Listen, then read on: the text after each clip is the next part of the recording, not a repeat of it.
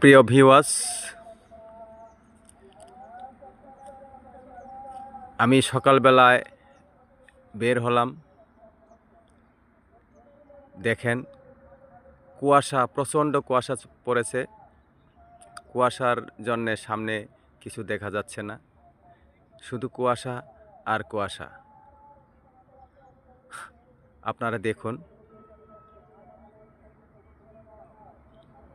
শুধু কুয়াশা। এই দেখেন, আমি সামান্য কিছু দৃশ্য আপনাদের সামনে তুলে ধরলাম।